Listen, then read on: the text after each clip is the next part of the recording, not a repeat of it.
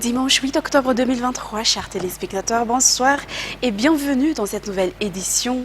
Dans les détails des informations de ce jour, la ministre de la Population, Souafili Raprincia, a inauguré ce samedi le centre Rassoul Akram, ou FCRA, assise au complexe Tandakan, un lieu qui accueille des enfants vulnérables et des orphelins dans la municipalité d'Anoussial et ses environs.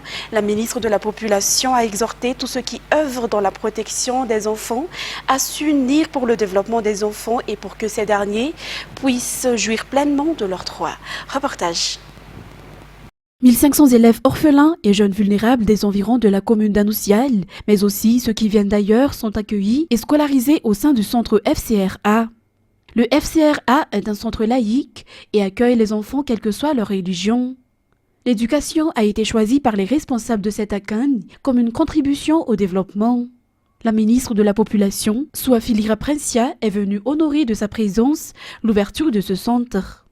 Lors de son discours, elle a mis l'accent sur la mobilisation des acteurs dans la protection des enfants, qu'ils soient issus du public ou privé, pour poursuivre l'initiative et renforcer ce travail de protection des enfants afin que ces derniers puissent s'épanouir pleinement pour leur garantir un avenir meilleur. Dans un autre sujet, les conducteurs de taxi-moto ont dénoncé divers abus dans leur domaine d'activité et ces derniers temps, ils ont été accusés d'activités criminelles. Pour cette raison, ils lancent un appel à tous qui envisagent d'œuvrer dans ce secteur d'intégrer le secteur formel afin de pouvoir distinguer ceux qui ont été autorisés à faire ce travail légalement et les arnaqueurs. Ainsi, ils rappellent que seuls les taxi-motos dont les conducteurs portent un gilet et un badge sont légaux, des tenues qui doivent également rassurer les clients. Au cours des 4 années durant lesquelles le docteur Ouno a été à la tête de la commune urbaine d'Antirabé, de nombreux problèmes ont été résolus, comme le paiement des salaires des employés municipaux, qui était un problème récurrent lors de l'administration précédente. De plus, de nombreuses infrastructures ont été rénovées et construites, dont l'une des plus importantes a été la construction de la caserne des pompiers, dont la ville d'Antirabé ne disposait plus depuis de nombreuses années. Tout cela a été réalisé non seulement grâce aux efforts de la municipalité, mais aussi avec l'aide du gouvernement dirigé par le président Andra Dwell, a déclaré le maire. En éducation, le district d'Azouzourbe a également bénéficié d'une EPP Manara Bench, comme tous les autres districts de Madagascar, une promesse du gouvernement dirigé par le président Andra Dwell. Son inauguration s'est tenue cette semaine sous l'égide du ministère de l'Éducation nationale. Ratraman Zatouf sur les images de Anzar Hazamaville.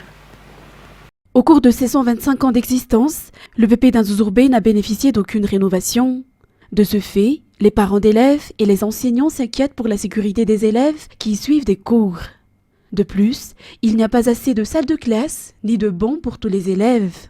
Désormais, ce problème est résolu car le district d'Azouzourbe a également bénéficié d'une EPP Manara Bench de la part du gouvernement dirigé par le président Andra Dwell.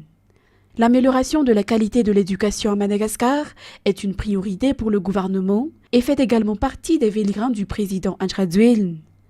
Ainsi, le district n'est pas oublié, mais a également reçu de telles infrastructures comme tous les autres districts de Madagascar.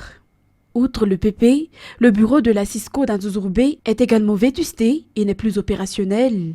Le ministère de l'Éducation nationale a ainsi déclaré que ce bureau sera rénové dans les plus brefs délais. L'inauguration de l'EPP Manara Bench d'Azouzourbe a eu lieu le jour de la rentrée solennelle de l'année académique 2023-2024 pour la Cisco d'Azouzourbe. Mis à part le district d'Azouzourbe, la commune d'Anoussial a également bénéficié d'une EPP Manara Bench. Elle est composée de 12 salles et peut accueillir jusqu'à 600 élèves. Cette infrastructure sera une page de plus gravée parmi les réalisations du gouvernement à travers le ministère de l'Éducation nationale, d'après le chef Cisco d'Ambouidjatchim. Les détails avec Ruth, Christelle Harkout-Malal et Yves Chanel. Le district d'Ambouidjatchim bénéficie d'une nouvelle école Manara Bench après les 7 autres construites auparavant. Le PP Manara Bench, situé dans le Fouktan de Tsaramandjous Namountan, qui est composé de 12 salles et qui peut accueillir 600 élèves, a été inauguré ce jour. Les parents d'élèves sont satisfaits et ont remercié le gouvernement pour cette réalisation. Il demande toutefois de réduire le coût des droits d'inscription pour la prochaine année scolaire. Le gouvernement n'a pas non plus oublié les enseignants dans leur intégration au sein du corps des fonctionnaires. En effet, plus de 31 000 en 3 ans sont devenus fonctionnaires. Pour que cela se poursuive, les responsables auprès du ministère de l'Éducation nationale les appellent à se donner la main et soutenir le candidat numéro 3. Les réalisations du gouvernement resteront gravées dans l'histoire du pays. Ces réalisations répondent d'ailleurs à l'attente de la population et à leurs besoins, souligne le chef Cisco d'Ambouijachim. Rien que dans cette circonscription, 8 écoles Manara Pinch ont été créées, a-t-il ajouté. Le maire de la commune d'Anoussial a rajouté que les infrastructures créées dans cette commune ont aidé à résoudre le problème d'insécurité qui a diminué ces derniers temps. Le BP a été de suite fonctionnel après l'inauguration. En ce qui concerne les actualités sportives, la compétition de rugby qui s'est déroulée à Tanzumbat au début de la saison fédérale a attiré de nombreux clubs dans le district d'Atsimjan. 32 équipes ont été en lice lors de cette compétition. Dans la finale s'est tenue ce jour au stade Tungarif Tanzumbat, une compétition sous l'égide de l'association Groupe Bertin, promoteur d'activités sportives et sociales dans le district d'Atsimjan. Les détails avec Anzar Hadjanaville. Le stade Tungarif Tanzumbat a été le rendez-vous des amateurs de rugby durant les plusieurs mois où se sont déroulées la compétition intersaison organisée par les jeunes de Tanzumbat et le groupe Bertin à Timoujan. Un tournoi qui existe depuis 10 ans. Lors de la finale aujourd'hui, l'équipe de la JSA Tanzumbat en vert et du TTM Tungarif se sont affrontés. Un match très disputé car les deux équipes se sont séparées sur le score de 9-6. La JSA Tanzumbat est sortie victorieuse et a remporté le trophée.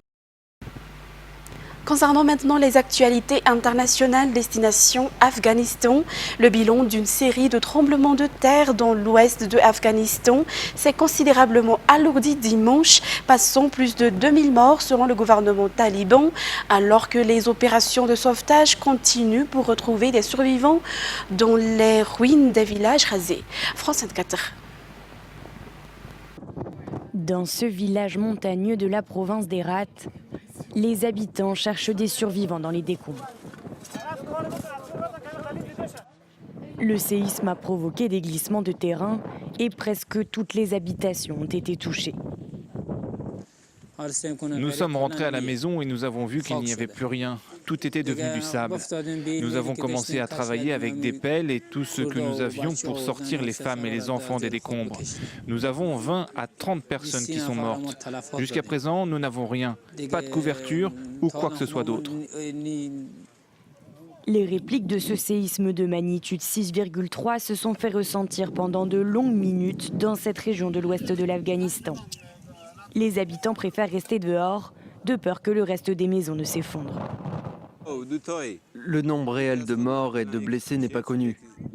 Il n'y avait personne pour nous aider, pour secourir les blessés. Il n'y avait pas de main-d'œuvre. Dans la ville d'Herat, considérée comme la capitale culturelle de l'Afghanistan, les dégâts sont moins visibles, mais certains hôpitaux semblent avoir été touchés. C'est une situation très effrayante. Tous les patients et les infirmières se sont enfuis. Ils ont quitté l'hôpital. En ce moment, les portes de l'hôpital sont fermées et les médecins, les patients, tout le monde a peur. L'Afghanistan est déjà en proie à une sévère crise humanitaire depuis le retour au pouvoir des talibans en 2021 et le retrait de l'aide internationale qui a suivi. Ensuite, le groupe islamiste palestinien Hamas a lancé samedi de la bande de Gaza un assaut surprise contre Israël qui a coûté la vie à au moins 200 personnes lors de la journée de loin la plus meurtrière pour l'État hébreu depuis la guerre de Kippour il y a 50 ans. Israël a répondu par des frappes massives contre l'enclave palestinienne, faisant plus de 230 morts. Les combats se poursuivent donc dans la nuit. France 24. Dans la nuit, les roquettes déchirent le ciel de Gaza. Quelques heures plus tôt, le Premier ministre israélien Benjamin Netanyahou promettait d'aller chercher les combattants du Hamas jusque chez eux. Ce qui s'est passé aujourd'hui n'a jamais été vu auparavant en Israël. Et je ne laisserai pas cela se reproduire. Le gouvernement me soutient et nous allons tout faire pour détruire toutes les forces derrière le Hamas. Et il y aura des représailles. C'est une journée noire. Une réponse au déluge de missiles lancés sur les territoires israéliens depuis Gaza samedi. Le groupe islamiste palestinien a aussi envoyé des hommes armés par mer, par air et au sol. Certains combattants ont ouvert le feu sur les habitants des villes voisines après l'annonce du début de l'opération par un commandant militaire du Hamas. Nous annonçons le début de l'opération Déluge d'Al-Aqsa. Les premières frappes de cette opération ont visé des positions ennemies, un aéroport et des fortifications militaires. Des soldats et des citoyens israéliens ont été pris en otage et certains auraient même été ramenés à Gaza. Selon un porte-parole de l'armée israélienne, les combats se poursuivaient dans 22 localités du sud d'Israël cette nuit. De nombreux morts ont été signalés de part et d'autre et les victimes ne cessent d'augmenter. Au même moment à Gaza, la foule célébrait la plus grande attaque perpétrée contre Israël depuis la guerre du Kippour en 1973. Le chef de la diplomatie américaine, Anthony Blinken, s'est entretenu samedi avec son homologue égyptien, Sameh Choukri, dans l'espoir que l'Égypte, un intermédiaire clé entre Israël et Hamas, contribue à mettre fin à l'offensive du mouvement islamiste palestinien, selon le département d'État. Reportage sur les images de France 24.